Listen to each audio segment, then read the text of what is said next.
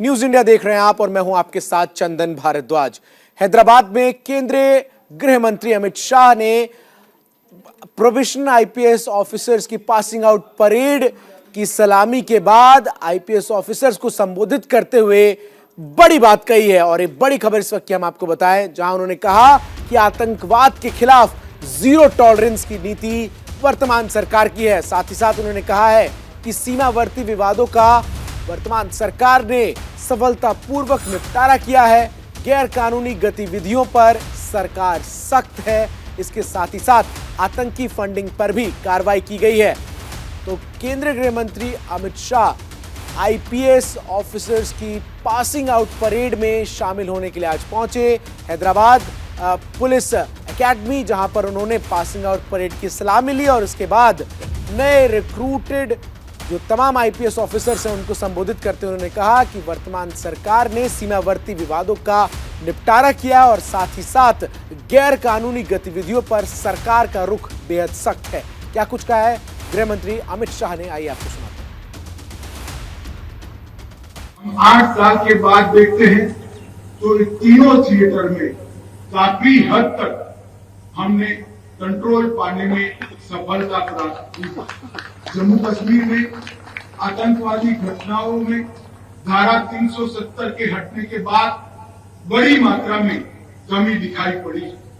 पूर्वोत्तर के अंदर ढेर सारे उग्रवादी संगठनों से शांति समझौता कर 8000 से ज्यादा कैडर को मुख्य धारा में वापस लाकर राज्य के बीच में सीमा के झगड़ों का निपटान कर और विकास की एक नई बार पहुंचाकर पूर्वोत्तर में हमने शांति की स्थापना की है और विकास के नए युग की शुरुआत हुई।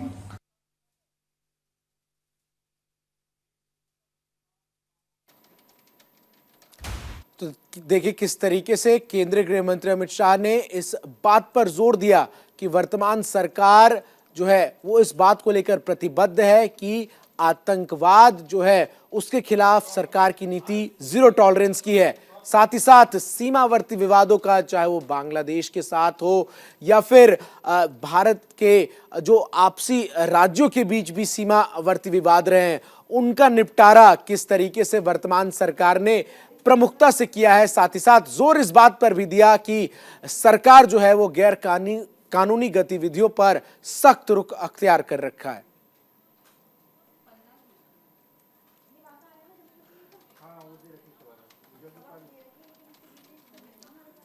आइए अब आपको सीधा लखनऊ ले चलते हैं, जहां पंडित दीनदयाल उपाध्याय की पुण्यतिथि पर योगी आदित्यनाथ श्रद्धा सुमन अर्पित करते हुए क्या कुछ कह रहे हैं, सुनाते हैं। एक आवास की व्यवस्था होती है,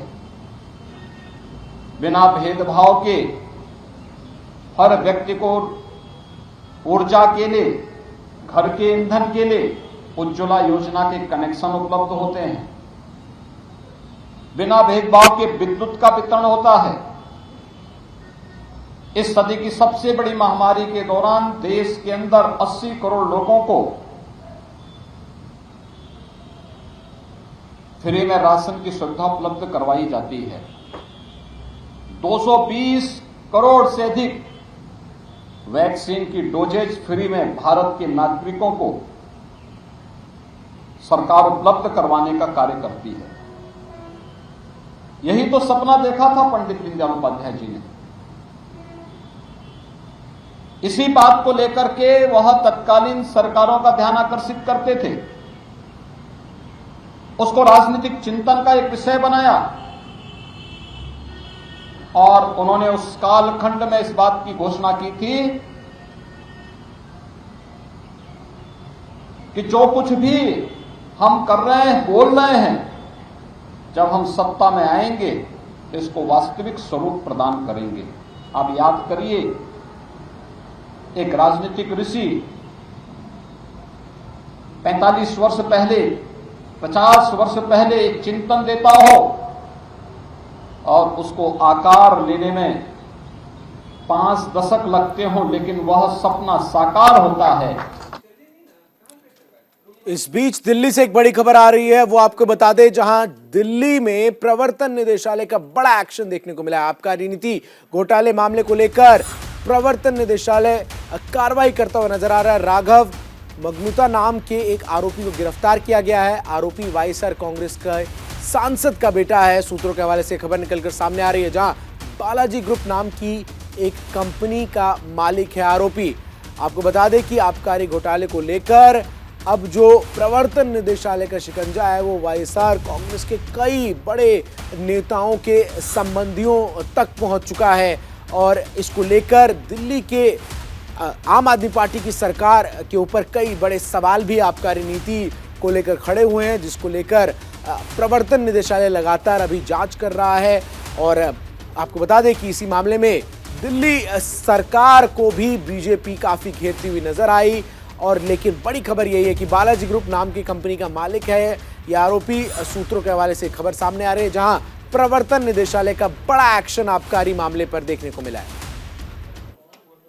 तो वहीं मेरठ से एक और बड़ी खबर इस वक्त आ रही है, वो आपको बता दें, जहां मेरठ में दर्दनाक सड़क हादसा हुआ है, जहां बेकाबू ट्रक ने घोड़ा बग्गी सवारों को कुचल दिया है। हादसे में 3 युवकों की मौके पर मौत हो गई है, जबकि 3 लोग गंभीर रूप से घायल हैं। मरने वालों में 2 सगे भाई शामिल हैं। तो दर्दनाक हादसा हुआ, जहां हादसे में 3 युवकों की मौके पर ही मौत हो गई। इसके साथ ही साथ 3 लोग गंभीर रूप से घायल हैं। मरने वालों में 2 सगे भाई शामिल हैं।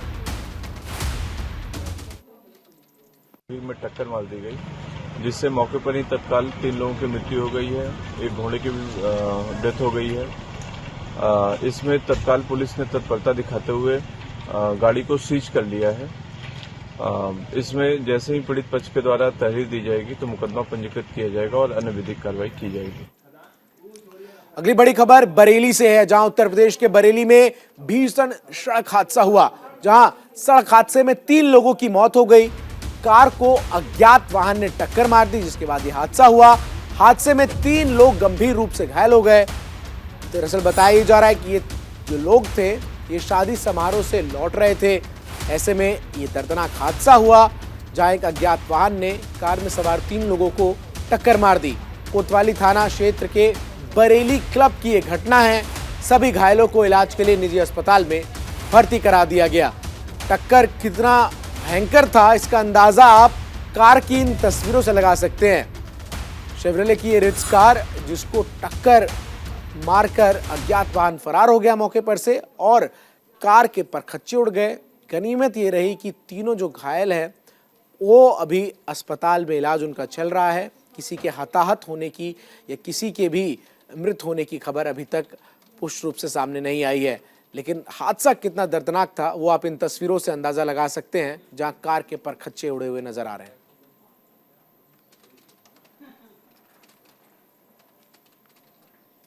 वाले शॉट्स कटवा दो जम्मू के। तो वहीं उत्तर प्रदेश के आगरा में G20 डेलीगेट्स का शाही स्वागत किया गया। इसके साथ ही साथ मोहब्बत की नगरी आगरा में अभूतपूर्व स्वागत से G20 प्रतिनिधि मंडल के चेहरे पर खुशी साफ तौर पर झलक रही थी। एयरपोर्ट से लेकर ताज कन्वेंशनल होटल तक सड़क के दोनों ओर आगरा के लोग उत्सवी अंदाज में खड़े नजर आए। ये तस्वीरें भी हम आपको दिखा रहे हैं किस तरीके से आगरा में स्वागत किया गया। लेकिन बड़ी खबर इस वक्त एक आपको बता दे जो आ रही है कुपवाड़ा से, जहां सेना ने एक गर्भवती महिला की जान बचाई है। सेना ने आर्मी वाहन से गर्भवती महिला को अस्पताल पहुंचाया। भारी बर्फबारी के कारण तमाम रास्ते बंद थे। एम्बुलेंस सड़क पर चलना उसका संभव नहीं था, क्योंकि सड़क पर बर्फ की एक सफेद मोटी चादर बिछी हुई थी। जैसे ही सेना को उसकी जानकारी मिली, उत्तरी कश्मीर के कुपवाड़ा जिले के कालारोस गांव में भारी बर्फबारी के कारण तमाम रास्ते बंद हो गए थे। ऐसे में सेना ने अपने वाहन में गर्भवती महिला को अस्पताल तक पहुंचाया। जानकारी के अनुसार कुपवाड़ा के कालारोस PHC में शुक्रवार सुबह करीब 9 बजे गर्भवती महिला की हालत बिगड़ने पर चिकित्सकों ने उसे इलाज के लिए तत्काल HSDH कुपवाड़ा अस्पताल में रेफर किया। लेकिन भारी बर्फबारी के कारण एम्बुलेंस का सड़क पर चलना संभव नहीं था। ऐसे में महिला के परिवार ने कालारोस सेना शिविर से संपर्क किया, जिसके बाद सेना ने गर्भवती महिला की जान बचाने के लिए एक चिकित्सा और बचाव दल भेजा। खराब मौसम के बावजूद सेना ने गर्भवती महिला को अपने वाहन से अस्पताल पहुंचाया। स्थानीय लोगों और महिला के परिवार ने सेना की सराहना की है।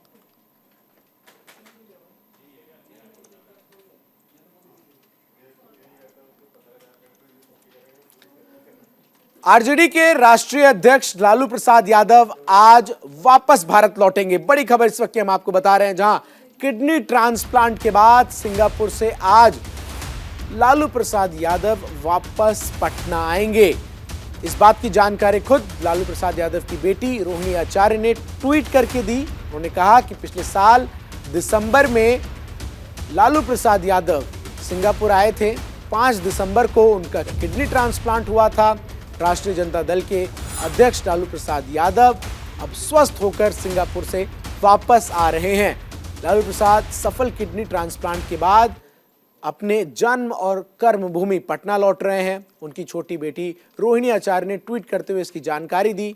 आपको बता दें कि पिछले साल 5 दिसंबर को लालू यादव का सिंगापुर में किडनी ट्रांसप्लांट हुआ था। उनकी बेटी रोहिणी आचार्य ने ही अपनी किडनी जो है पिता लालू यादव को दी, जिसके बाद रोहिणी आचार्य की चारों तरफ काफी सराहना हुई थी और अब लालू प्रसाद यादव पूरी तरीके से स्वस्थ बताए जा रहे हैं और आज सिंगापुर से वो वापस भारत आ रहे हैं। तो मेरठ से एक बड़ी खबर आ रही है, वो भी हम आपको बता दें, जहां मेरठ में वीडियो बनाने को लेकर एक हाई वोल्टेज ड्रामा नजर आया। छात्राओं से छेड़छाड़ का आरोप था। वैलेंटाइन वीक के जश्न के दौरान हंगामा हुआ। मवाना के डिग्री कॉलेज का यह पूरा मामला है। स्टूडेंट्स मना रहे थे वैलेंटाइन वीक। इस बीच चपरासी के वीडियो बनाने पर वहां हाई वोल्टेज ड्रामा हुआ। वीडियो बनाने पर मारपीट तक की नौबत आ गई। वीडियो वायरल होने पर महिला प्रबंधक ने चपरासी को पीटा। विवाद के बाद होने वाली परीक्षा को भी रद्द कर दिया गया। मेरठ में मवाना के डिग्री कॉलेज में वीडियो बनाने को लेकर हाई वोल्टेज ड्रामा हुआ। कॉलेज में वैलेंटाइन वीक मनाया जा रहा था। कुछ छात्र छात्राएं इसे सेलिब्रेट कर रहे थे। आरोप है कि इस दौरान चपरासी उनका वीडियो बनाने लगा और इसको लेकर महिला सचिव और चपरासी में धक्का मुक्की हो गई। फिलहाल पुलिस दोनों पक्षों को थाने बुलाकर उनका पक्ष सुन रहा है। मामला मेरठ के कृषक डिग्री कॉलेज का है, जहां परीक्षा चल रही थी, लेकिन अब परीक्षा को भी फिलहाल रद्द कर दिया गया है।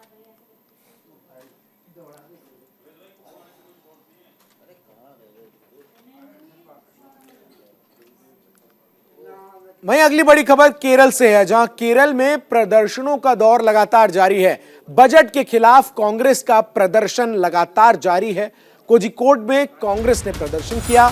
वहीं केरल की कोझिकोड में बजट को लेकर कांग्रेस के तमाम कार्यकर्ता सड़कों पर नजर आए। दरअसल केरल के इस बार के बजट में पेट्रोल और डीजल पर उपकर को लगाया गया है, जिसके खिलाफ यूथ कांग्रेस के कार्यकर्ता भारी संख्या में कोझिकोड के सड़कों पर विरोध करने उतरे। केरल सरकार के खिलाफ इस दौरान जमकर नारेबाजी करते हुए नजर आए। पुलिस ने प्रदर्शनकारियों पर इस दौरान वाटर कैनन का भी इस्तेमाल किया। काफी बड़ी संख्या में कार्यकर्ता सड़कों पर उतरे। पुलिस के साथ धक्का मुक्की की भी नौबत वहां पर नजर आई। स्थिति को काबू में करने के लिए पुलिस को वाटर कैनन तक का इस्तेमाल करना पड़ा। कांग्रेस के कार्यकर्ता बजट में पेट्रोल और डीजल पर लगाए गए उपकर को लेकर राज्य सरकार, मुख्यमंत्री पिनरई विजयन का लगातार विरोध करते हुए नजर आ रहे थे और उसकी बानगी इन तस्वीरों से समझी जा सकती है, जिसमें पुलिस और कांग्रेस के कार्यकर्ताओं के बीच झड़प जैसी स्थिति उत्पन्न होती हुई नजर आई, जिसके बाद हल्का बल प्रयोग कर कांग्रेस के कार्यकर्ताओं को पुलिस ने तितर-बितर किया।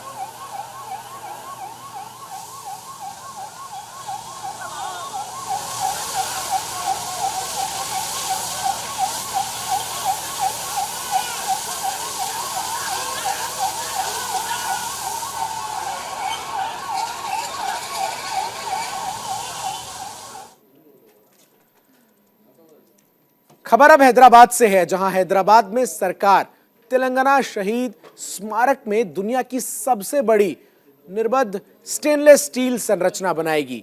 आपको बता दें कि मूर्तिकार एमवी रमन्ना रेड्डी इस परियोजना को उन्होंने डिजाइन किया है। यह परियोजना ऐतिहासिक हुसैन सागर झील और नए सचिवालय भवन के बीच रणनीतिक रूप से स्थित है। वहीं मूर्तिकार ने बताया कि यह उन शहीदों की याद में बनाया गया है जो शहीद तेलंगाना के 1959 और बाद में 2009 से 2014 तक हुए आंदोलन में जिन्होंने अपने प्राणों की आहुति दी। आपको बता दें कि स्मारक का मुख्य ढांचा 85,000 वर्ग फुट क्षेत्र में बना है, जबकि स्मारक परिसर का कुल निर्मित क्षेत्र 2,85,000 वर्ग फुट का है। मुख्य ढांचे की ऊंचाई 48 मीटर, चौड़ाई 45 मीटर और गहराई 28 मीटर है।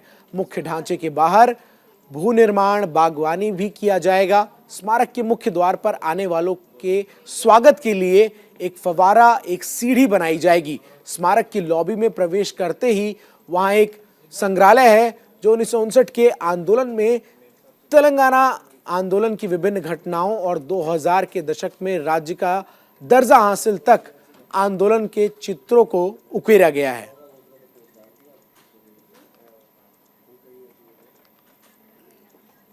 कर्नाटक के बागलकोट में मंत्री मुरुगेश निरानी की तरफ से चीनी की पैकेट बांटी जा रही थी। इस बीच बिलागी विधानसभा क्षेत्र के गलगली गांव की एक महिला ने चीनी का पैकेट लेने से इनकार कर दिया, जिसके बाद वीडियो सोशल मीडिया पर तेजी से वायरल हो गया। आपको बता दें कि मुरुगेश निरानी के कुछ समर्थक गांव में चीनी की बोरियां बांट रहे थे। हालांकि एक महिला ने जोर जबरदस्ती फुसलाने और बैग को जबरदस्ती अपने घर के अंदर रखने के बावजूद इसे लेने से इनकार कर दिया, जिसको लेकर अब वीडियो सोशल मीडिया पर वायरल है। खबर अब आंध्र प्रदेश से है, जहां आंध्र प्रदेश में राजधानी बदलने का मुद्दा गरमाया हुआ है। सियासी बयानबाजी के बीच आरोप प्रत्यारोप का दौर जारी है। इस बीच अमरावती में तेलुगु देशम पार्टी के प्रमुख और राज्य के पूर्व मुख्यमंत्री चंद्रबाबू नायडू ने प्रेस कॉन्फ्रेंस कर वर्तमान सरकार पर तीखा हमला बोला। इस दौरान उन्होंने कहा कि हाईकोर्ट के फैसले और केंद्रीय हलफनामे ने यह स्पष्ट कर दिया है कि राज्य की राजधानी बदलने का कोई अधिकार नहीं है। साथ ही उन्होंने राज्य सरकार पर जमकर निशाना साधा और मुख्यमंत्री जगन मोहन रेड्डी को भी आड़े हाथों लिया। तो राज्य में अब राजधानी बदलने को लेकर सियासत अपने शीर्ष पर है, जहां सत्ता पक्ष और विपक्ष दोनों एक दूसरे पर लगातार हमलावर हैं। पूर्व मुख्यमंत्री चंद्रबाबू नायडू ने साफ तौर पर जगन मोहन रेड्डी पर हमला बोलते हुए कहा कि सरकार के पास यह अधिकार ही नहीं है कि वो राजधानी बदल सके। आंध्र प्रदेश के विजयवाड़ा में राज्यपाल बिस्वा भूषण हरीश चंदन ने 33वें विजयवाड़ा बुक फेस्टिवल का उद्घाटन किया। इस अवसर पर बोलते हुए राज्यपाल हरिचंदन ने कहा कि जब से उन्होंने आंध्र प्रदेश के राज्यपाल के रूप में कार्यभार संभाला है, तब से उन्हें तेलुगु भाषा की समृद्धि की बेहतर समझ प्राप्त हुई है। यह तेलुगु लोगों के लिए बहुत गर्व की बात है कि कवि सम्राट विश्वनाथ सत्यनारायण, जो विजयवाड़ा के रहने वाले थे, उन्होंने अपने महाकाव्य उपन्यास वेई पड़ागुला के लिए सर्वोच्च भारतीय साहित्यिक पुरस्कार ज्ञानपीठ पुरस्कार जीता था। इसके अलावा उन्होंने कहा कि प्रत्येक बच्चे को मुख्य रूप से अपनी मातृभाषा से प्यार करने के लिए ढाला जाना चाहिए। राज्यपाल ने सुझाव दिया कि सभी माता पिता अपने बच्चों के साथ इस पुस्तक मेले में आएं और अच्छी किताबों को खरीदे और उन्हें पढ़ने के लिए बच्चों को प्रोत्साहित करें। साथ ही साथ उन्होंने इस बात पर भी जोर दिया कि कम उम्र से ही बच्चों को किताब पढ़ने के लिए प्रोत्साहित करना चाहिए, क्योंकि जैसे जैसे वो किताबें पढ़ते हुए बड़े होंगे, वो ज्ञान से सशक्त होंगे। खबर अब पन्ना से है, जहां पन्ना कलेक्ट्रेट संजय कुमार मिश्रा के एक बयान पर विवाद गरमा गया। कलेक्टर पर बीजेपी के प्रचार का आरोप लगा। अमानगंज में विकास यात्रा के दौरान प्रचार का यह आरोप लगा। कलेक्टर ने कहा कि आने वाले 25 साल तक यही सरकार रहे। विकास यात्रा के दौरान जनता को यह बात कलेक्टर समझाते हुए नजर आए, जिसके बाद बवाल मचता हुआ नजर आया। विपक्ष ने कलेक्टर को लेकर नाराजगी जाहिर की। दरअसल कलेक्टर साहब ने यह बोल दिया कि आने वाले 25 साल तक वर्तमान सरकार ही रहे, जिसके बाद कलेक्टर के ऊपर यह आरोप लगे कि वो बीजेपी का प्रचार कर रहे हैं। हमारे मुख्यमंत्री जी कहना है कि आप लोगों के आशीर्वाद से, आप लोगों की दुआओं से वो चौथी बार मुख्यमंत्री बने। माननीय मोदी जी कहते हैं कि 75 साल हो गए देश को आजाद हुए, आजादी का अमृत काल चल रहा है और शताब्दी 25 साल बाद मनाई जाएगी। हमारे प्रधानमंत्री जी का सपना है कि जब शताब्दी मिले तब भी यही सरकार रहे। पहले आपको अगले 25 साल तक इसी शिद्दत से, इसी मेहनत से आपको इस सरकार के साथ आपको बने रहना है, किसी के भटकाने, किसी के भरमाने में आने की। अब खबर जम्मू कश्मीर से, जहां जम्मू कश्मीर में अतिक्रमण विरोधी मुहिम लगातार जारी है।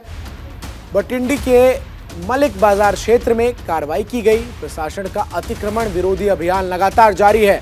अवैध अतिक्रमण पर बुलडोजर चलाया जा रहा है।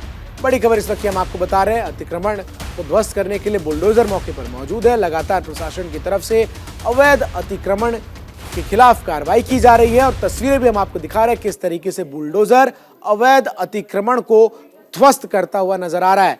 कई बार अल्टीमेटम देने के बावजूद अतिक्रमण की इस जगह को खाली नहीं किया गया, जिसके बाद अब बुलडोजर के साथ प्रशासन अतिक्रमण विरोधी मुहिम में जुट गया है।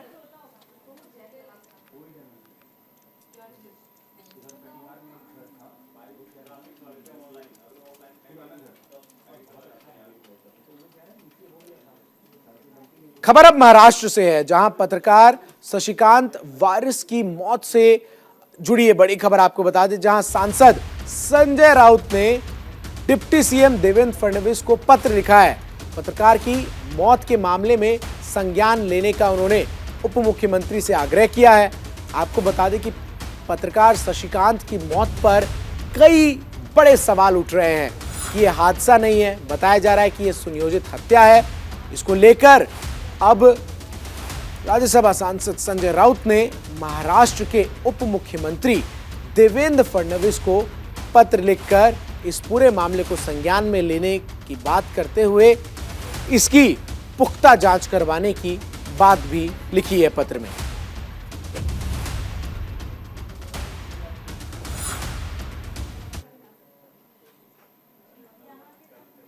इस बुलेटिन में फिलहाल के लिए बस इतना ही। खबरों का सिलसिला न्यूज इंडिया पर लगातार जारी है।